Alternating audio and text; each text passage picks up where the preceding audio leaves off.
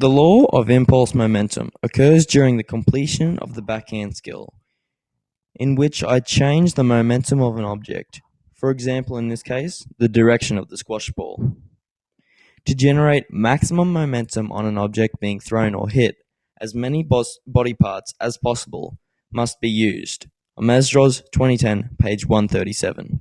This quote from Amesdros supports the explanation of how my backhand skill is performed by using the muscles in my back as well as in my shoulder in order to complete the backhand.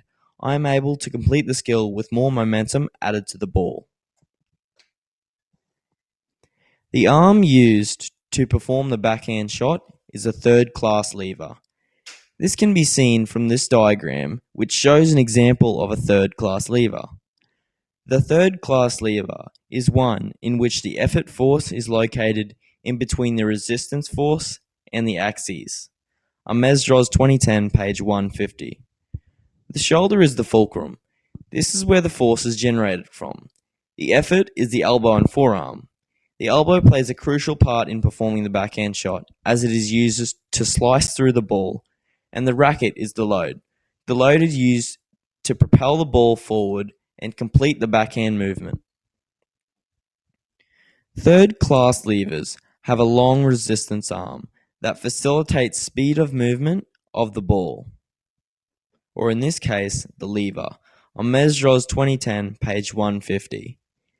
By increasing the range of motion with my backhand swing, advantage is gained because the load is able to move at a greater speed, therefore striking the ball harder, creating a more powerful backhand.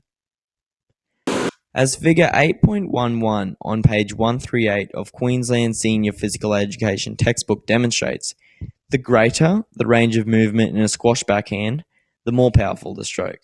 Amesdros 2010, page 138. This can be achieved by gripping the racket towards the lower end of the handle and extending the arm backwards, creating a longer lever and allowing the racket to strike the ball at a greater force. By implementing these biomechanical principles throughout the term, I was able to improve my backhand technique and become competitive with the other players in my class. An example of my backhand technique progression will now be shown.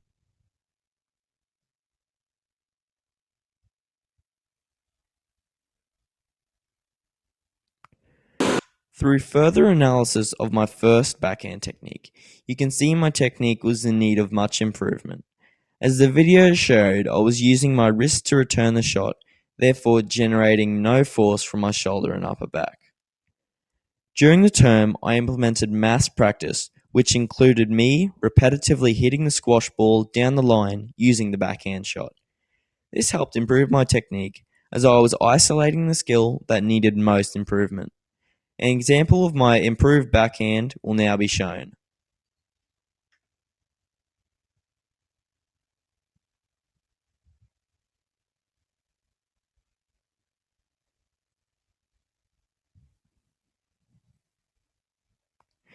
As the video shows, I have incorporated each biomechanical principle into improving my backhand.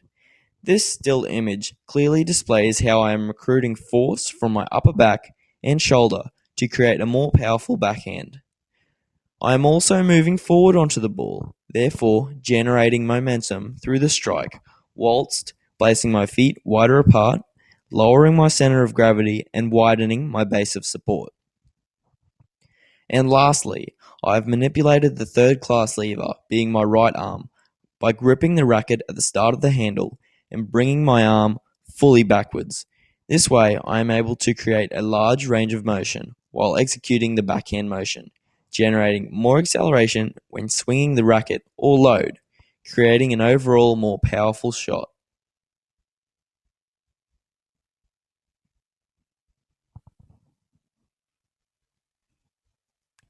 Thank you for watching.